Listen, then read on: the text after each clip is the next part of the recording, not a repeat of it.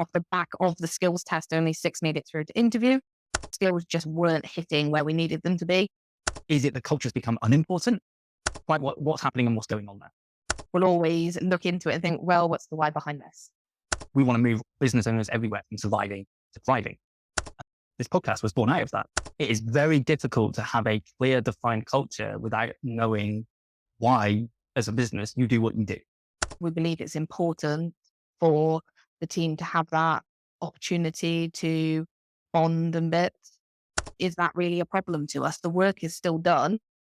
How did when we moved to that next level of our business, how did we really establish exactly what our why is from a company perspective? How the listeners can replicate exactly what that looks like. Hi there, and welcome to the Leaky Bucket podcast. I'm your host, Ian Morgan, and this is the financial performance podcast for entrepreneurs looking to get a better understanding of their numbers, to plug the leaks in their business, and to move from surviving to thriving. Hello, and thank you for joining both me and Sam on another episode of the Leaky Bucket podcast. In this new series 4, where we're looking behind the scenes really at our company, but also looking into other companies and any learnings that we can pick up on. Yeah, so we're going to jump straight into the leak of the week. And the leak of the week for us this week is our interview process. As we mentioned before, we've got a few new team members that we're hiring currently.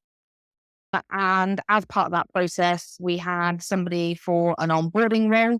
And we realized that although we have skills tests in place that people have to undertake before they get to interview stage, where we then test culture and we delve further into those skills, we realized that actually when people were getting through to interview stage, that their skills just weren't hitting where we needed them to be.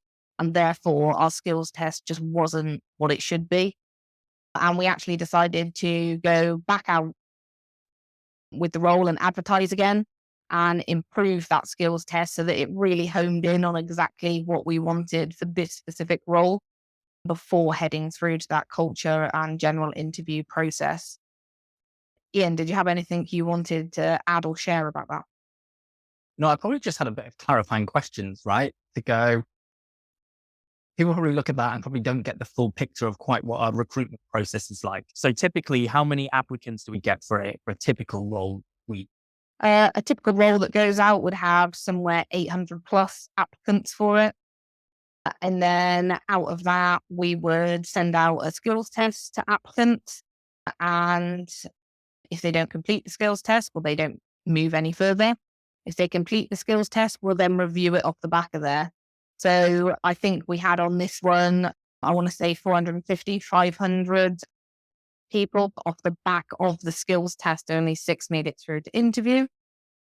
And these are all people that are, if you look at their CV, perfectly capable of doing the job. So I would argue that a skills test is imperative, and yet still off the back of that, when they got to interview and we asked further details and delved into bits, we just didn't feel that they were hitting the high standards that we want for our clients. Okay. And then my other question is, right, that in previous episodes, I've spoken a lot about the importance of culture and hiring based on culture fit. But obviously here we're talking about having skills tests towards those roles. How are you finding then that? Is it changing? Are we having a bit more of a focus around skills? Is it that actually some roles then require maybe a focus on skills? Is it that culture's become unimportant? What's happening and what's going on there? Yeah, so it's definitely not that culture's become unimportant. Culture is definitely important. And we've always had a belief that you can teach skills, you can't teach culture. And I still fundamentally believe that. But for this role specifically, for onboarding, it had to be somebody had the skill set. It wasn't a case that we could bring somebody in and train them. There's a certain degree of training that can obviously be done, but it had to be somebody that had a very good grounding and was able to come in and do some of the bits straight away without needing a lot of training. And therefore, the culture was still imperative, but we had to look at the skills as our overdriving factor. That doesn't mean that we were going to accept employing somebody that didn't meet our culture standards. Okay. And what I thought was interesting for the listeners was that actually you selected and we've gone through to interview. We'd interviewed 5, 6 people, maybe even slightly more. But actually, out of that, you decided that actually nobody hit the level that we were required to come in and join us. So rather than actually picking at least desirable candidates and what we were looking for, that actually decided to go back out to market again and go and look for something even stronger. Yeah, that's exactly correct. So there were 2 people out of those interviewed candidates that hit the mark culture-wise and would be an awesome fit for our company. And they are on the bench for future roles that come up, which is another thing that I'd advise people to do. Always keep contact with those people and let them know that you thought they were exceptionally good. It's just that they didn't hit the mark for what you needed at this time. And actually, if they're a good culture fit, they'll appreciate your honesty back to them, and they will ask what they can do in order to improve their skills so that if another job comes up, that they're more likely to get it. But yeah, there were 2 that did hit that culture thing, but they just didn't have the skills where we needed them. Their skills were good, just not quite at that level we needed for this role. Ironically, had we have been putting out for a different role within the company, that actually their skills would have been really good for that. We just don't have a need for that position currently. Within a management accountant role, there's normally the case that we'd be happy to have somebody that's high on culture, but maybe their skills are a little bit below where we want them to be because we've got significant training that can happen internally within that role. But that just wasn't the case on this one. So I have those 2 people that I'm keeping in contact with because we know we're consistently growing. We know we're always after good team members as we grow and things. And we know our plan this year is to hire a few more people, and they will definitely be on my list to reach out to. And I will still interview other people as well, just in case they're not the top of that list at the time. Brilliant. Fantastic. So we're going to have a look at the win of the week now. And Ian, you've got a win of the week to share with the listeners. Yeah, again, so this is a bit client focused, right?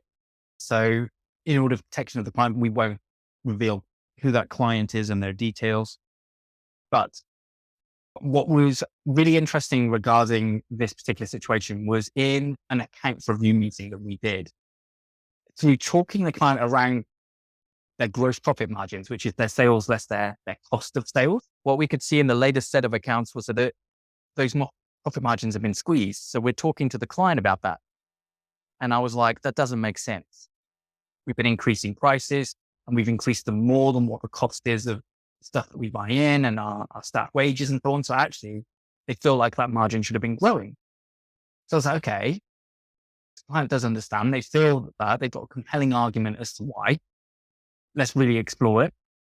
And actually, through delving into that and really questioning on it, what we managed to establish was that the client's understanding of what they deemed as stock was not the accounting terminology of stock. And so actually, the previous accountants and ourselves had categorized lots of these purchases as stock items, but actually they're items that they're holding effectively as assets, and they're hiring them out and they're collecting them all back in after the event that they put on. And what was interesting was to go, actually, that subtle change of the definition or the terminology and the understanding by the client actually meant that there was over a £15,000 saving in corporation. So it was that ability to just go, okay, let's not just bat off the client and go, oh yeah, but the accounting and maybe they're just wrong. Maybe they don't understand. The client knows their business and they know it well. They were right to talk up to that and just go, yeah, but this doesn't feel right. And then being open to exploring that actually meant that we uncovered a real key area in that business and a learning element, I suppose, for us going forward in terms of going, when we take accounts through previous accountants, question them even more than what we currently do. Because just because there was stock in there doesn't mean that was necessarily correct. Yeah, fantastic thing to learn from. So processes have been improved from there. And definitely, like you say, more checks into things and more making sure that the client understands the different terminologies on things and not just taking their word for it when you ask them if they understand what stock is, etc. Making sure you actually clarify on those bits. So moving on from there, we're going to move into the Bev of the week. And I think this one's interesting because it refers back to, and actually our next point refers back to it as well, fundamentally why people, what is their drive, what's in it for them. Everybody has a drive within their company and everybody has a reason that they're doing it. And as business owners and as an accountancy firm, we feel it's really important to understand that of our clients so that we can provide them with the best advice so that they can achieve their goals. So Ian, give us a little bit more about that one. Yeah. So actually, there's a relatively local business tycoon, I suppose you'd call him to us, a guy called Dale Lynn. And he run an electricity company called Ecotricity and all the professional football club called Forest Green Rovers. And both of those two companies in particular have quite an eco-driven mentality. So the Ecotricity company, there's lots of wind farms, there's a push towards more sustainable energy production and more sustainable energy usage. And then Forest Green Rovers Football Club, I believe, is known as the world's most sustainable and eco-friendly football club. They're very conscious of the amount of miles all of their food does to get there, the way they cook, the way they produce things, the way fans are traveling, and so on. What was interesting then is if you didn't know all of this information about him, then you'd think that the move he's just done is really strange. Because the move he's just done is decided to launch a new company called EcoJet. And EcoJet is an eco-friendly electricity-powered aircraft. And they're starting off now. In the first instance, they're going to be using kerosene for the first year to do UK flights. But by the time they move into year 2 in 2025, they will be at the case that actually they're flying throughout Europe and they're flying with electric-powered airplanes. And what I think is really key is you go, that's a really strange move. You've got an electricity company and then you've got a football club, and now you've got a travel company or an airline. They don't make sense. But when you look behind it and you understand the why for Dale, the why is this drive to make the world a much more eco-friendly and sustainable place. And that you can then go, see where he's at. It makes sense. You can see the direction that he's going in. You can see that he's got passion behind that. And yeah, I was just really intrigued to go, feels like a really left field move, but actually it seems very clever. Yeah, and I think that's key to us as people when we're looking at things even outside of the company. When we see something that's happened or a decision that's been made, we'll always look into it and think, well, what's the why behind this? And I think that comes from our perspective within the company, that we know that each business owner has such different goals and driving forces. And I think that's imperative to understand those from their point of view in order to get the best version of success for them. So we're going to have a look at the pick of the week now, and that refers directly back again to what we were previously just talking about. Yeah, so I think it's only sensible that actually, although I haven't read it for a while, it's an absolutely key book, and the book would start with Why by Simon Sinek. And his whole philosophy is your company and you need to have a why. There needs to be a passion and a purpose for doing what you do. Obviously, we've already talked about Dale and how much he lives that. But actually, we've also got a why with our own company. We several years ago when we found out that the average business owner in the UK only makes, I think it was like £8,500 per year. Our frustration was to go, oh, that can't be true. But it must be like where the data's come from, it's being reliable. So it was to go, actually, we want to move business owners everywhere from surviving to thriving. And this podcast was born out of that, to go, actually, there's some people that we can work with and we can really help them. And there's others to go, maybe they're not quite ready or they're not quite the right fit or whatever. But what they can do is learn from some of the things that we're seeing along the way. And yeah, Simon's book and Simon's philosophy, he's got a great TED talk on starting with why. I think is really key to the topics we've already discussed. And I think it's really key within our business and certainly within our clients. Yeah, and I think all of our things this week really nicely link into each other. Peek behind the curtains this week, it links in as well. And that's about our personal element of this week. We've had sports days, We've had plays, different school events, etc., due to it being the end of the school year with our children. So we've had multiple events, as have team members also had multiple things that they wanted to go to for their children. And I think our why of why we went into having a company is also a driving force on our personal side of being allowed to have that time that we can go to those events, that we have the flexibility that even if it meant that we needed to work in the evening and bit, actually we can attend all those events and we're not missing anything out of our children's life. And that's part of my why for the company. But it has an impact elsewhere. And I suppose there's an element of making sure that all of our team members could do the same thing, that it's not just us that go to those bits.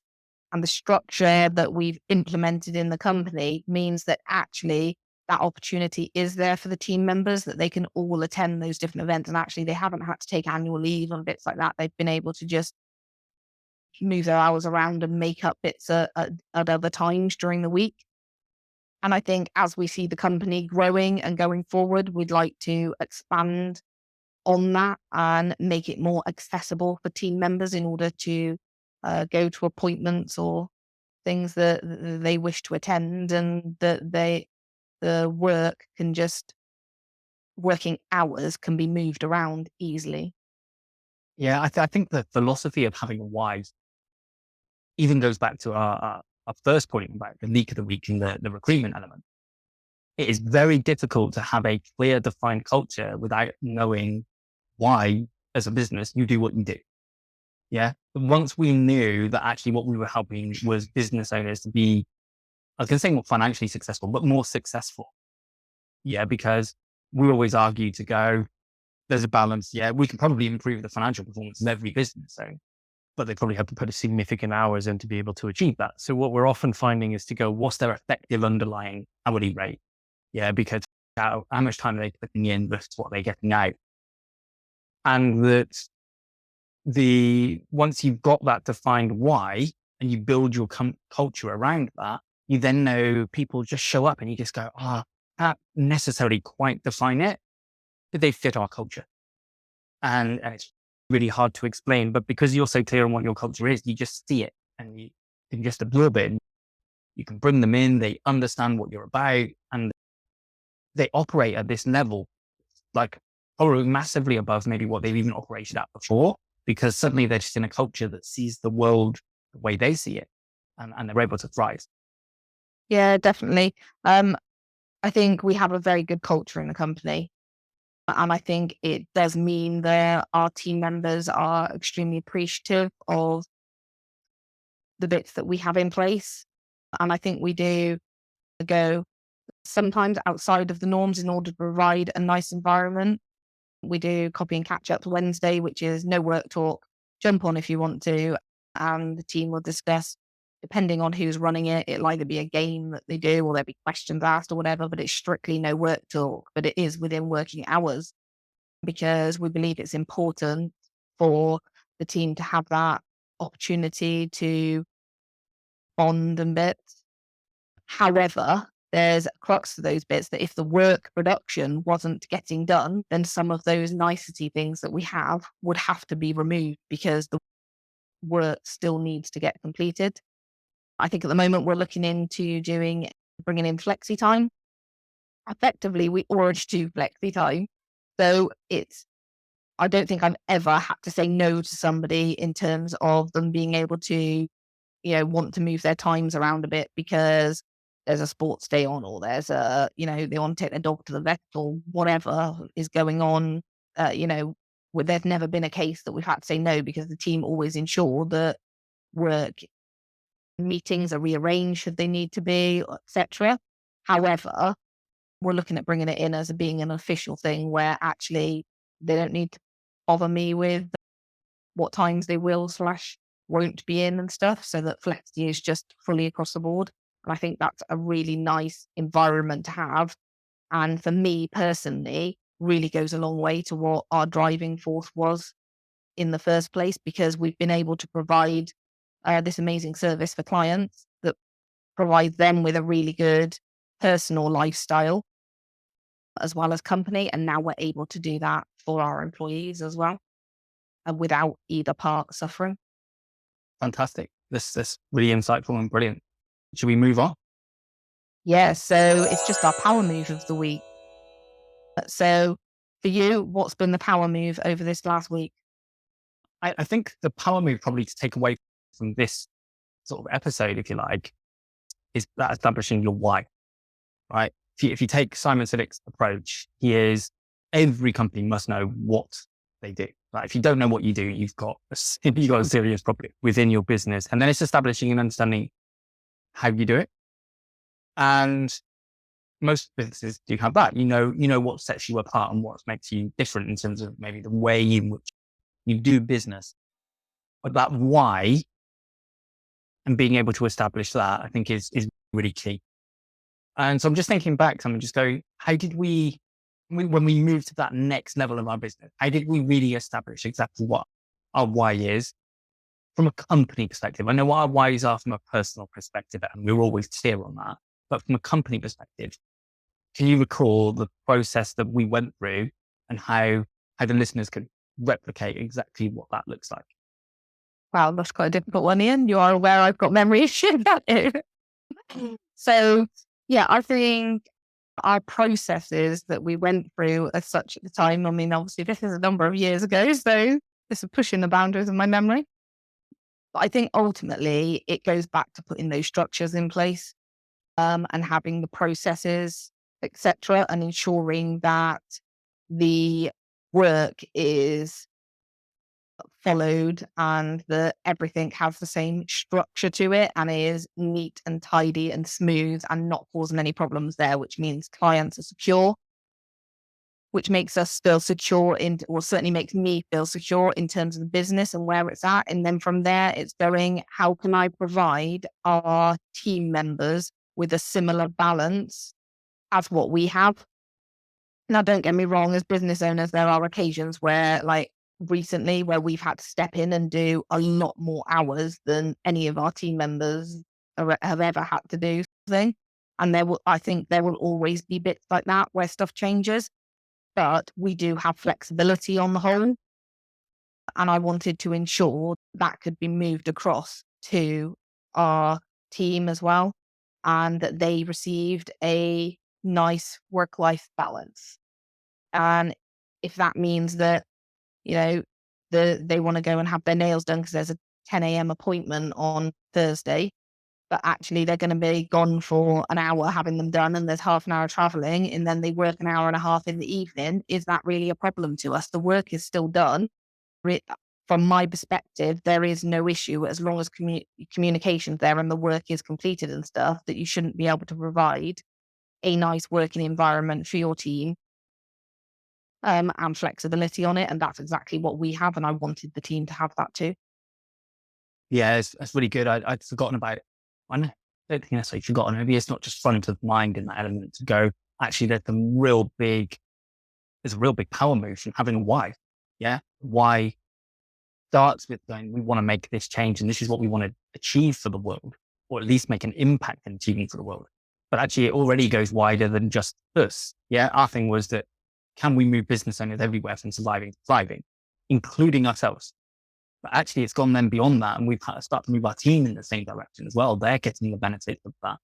We very much work on the philosophy. If we treat our team, if we would love to be treated, they will in turn also treat our clients the way that we would love them to be treated. And yeah, I think there's a massive power beyond just the obvious, just to go, oh, we know what direction we're going in.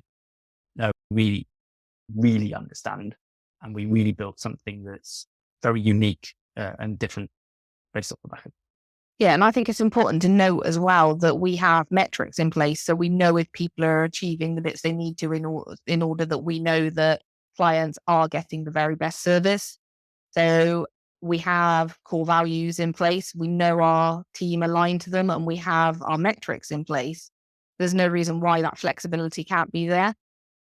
It would be very easy for us to tell that was not working quite to plan if the metrics aren't in place. If the metrics aren't in place and that person isn't achieving them, but they were before the flexible options, then actually you'd be looking at why aren't they now aligning core value wise? Because this is now an issue with the person not adhering to the workload and bits and the commitment of having those metrics in place and the promises they made in order to get those sorted.